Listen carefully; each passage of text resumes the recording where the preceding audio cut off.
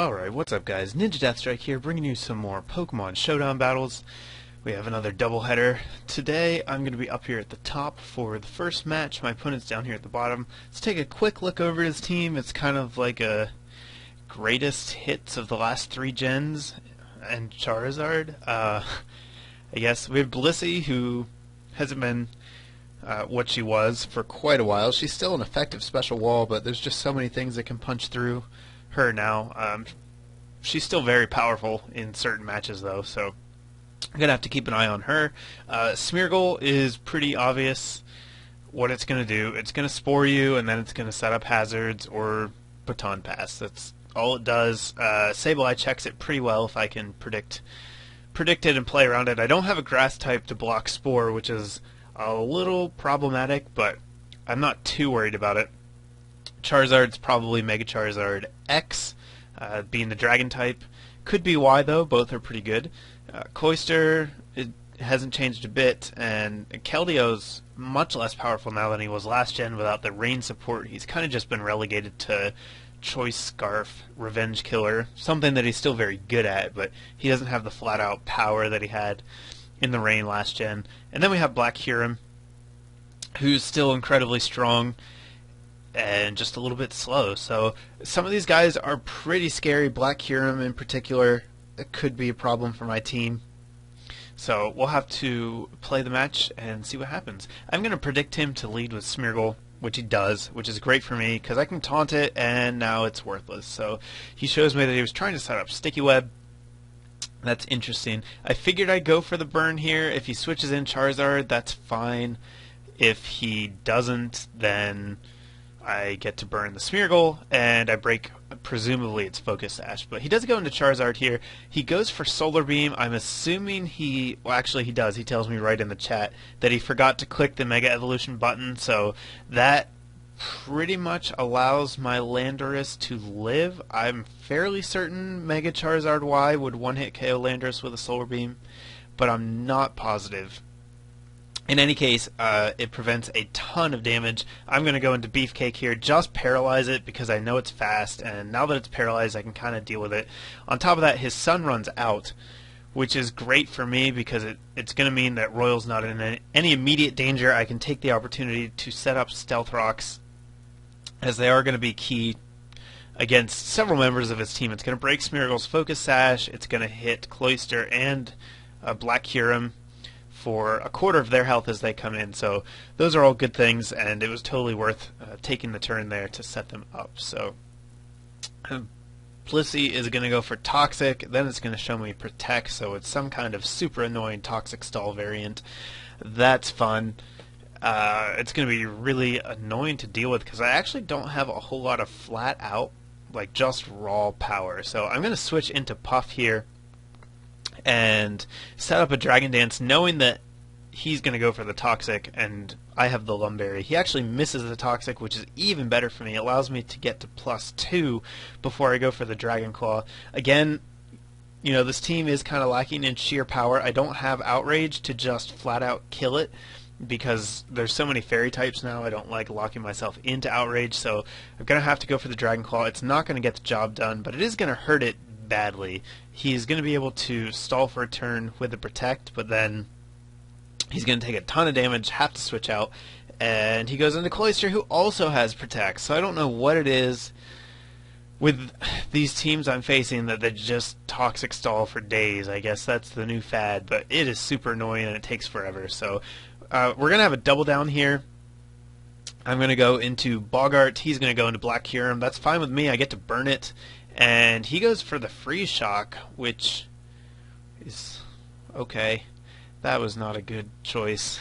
He takes a turn to charge, telegraphs his move, allows me to switch into Light Bright to absorb the attack.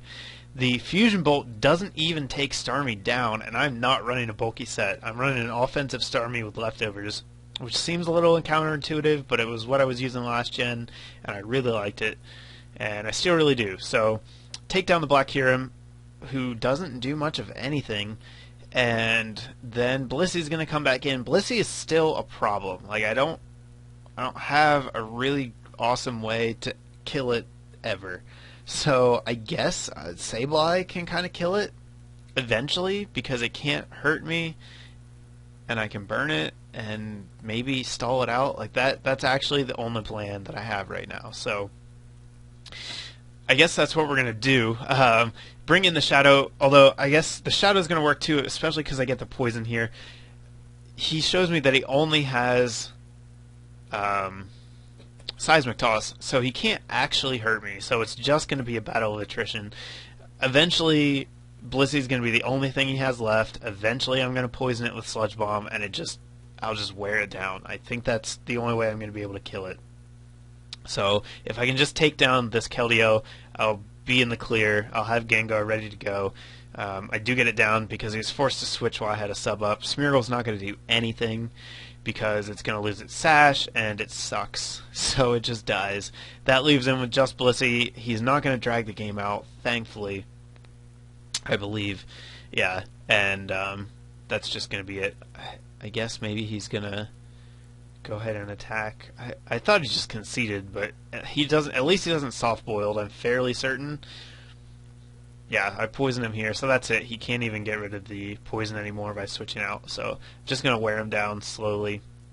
And yeah, there, he does forfeit once he gets the poison. So that's going to be the match. That was actually a pretty good one. Blissey is a problem for my team. I don't really feel the need to change anything, though, because Blissey's not as popular as it once was, so hopefully I'll just be able to manage.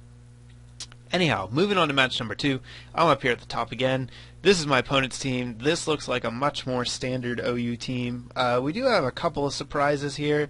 Zapdos getting some play, and Vaporeon's not super common, but it is very good. And again, I do have a problem with special walls on this team. Walls in general. My team is not hyper offensive, so hopefully I'm going to be able to wear down the Zapdos and the Vaporeon eventually. Gliscor I'm not as worried about because I have several powerful special attackers. Then he has the two big new players from 6th gen, Aegislash and Talonflame. They're always potent threats, but my team is geared fairly well to be able to handle them. At least the Aegislash. Talonflame is Talonflame. You can't really be ready for it, but we'll see how this match goes. So he's going to go ahead and lead off with Vaporeon. I'm going to lead with Bogart. That's just my standard lead. He does everything I want to do. And I'm going to block the Toxic here. Go into the Shadow to presumably absorb a hit.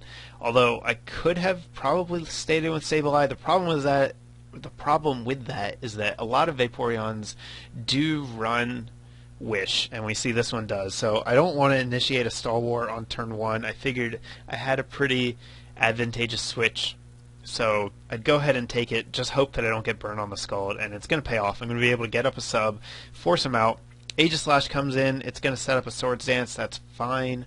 I have a sub up, so it's just going to die. Like, there's no way he doesn't get out of this without dying, and that's exactly what's going to happen. So there's one of his major threats dead pretty early in the game. That makes me happy. Ferrothorn comes in. I'm assuming it's going to have maybe a Gyro Ball or something here, but he actually goes for a Leech Seed, so that was an interesting switch on his part. I'm not sure why he brought Ferrothorn in on Gengar.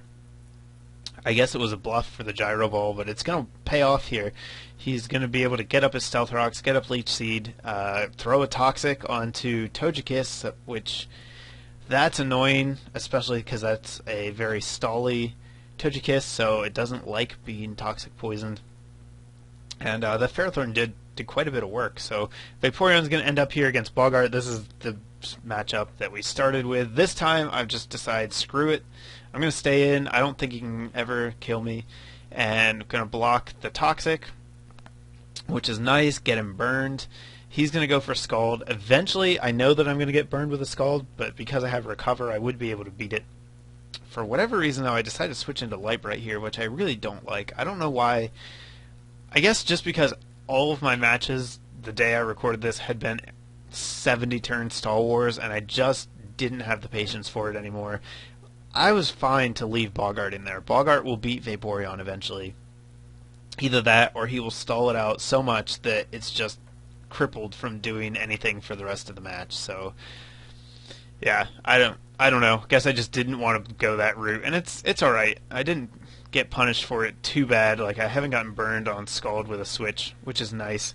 I called a bluff on the Zapdos there, go for the Ice Beam while he goes for Defog, and that's pretty much going to take Zapdos out of commission. He is going to get rid of the hazards on both sides of our field, but if I can set the Stealth Rocks up again, I can kill the Zapdos, and then he's going to switch in Gliscor here on it. So he predicts my Thunderbolt, which, congratulations, you're dead. I have Ice Beam, and then he forfeits. So that's going to be that match. Really bad call there. I guess he thought that I didn't have Ice Beam and Thunderbolt, since a lot of Starmies run a Psychic move. I do not. I like the super effective coverage that Thunderbolt and Ice Beam provide, and it pays off big there. And I don't even have to face Talonflame, so that's great. That's going to be the match. So guys, give me a thumbs up if you enjoyed the video. Feel free to leave comments. Check out the links in the description, and I'll have more coming your way shortly. Later, guys.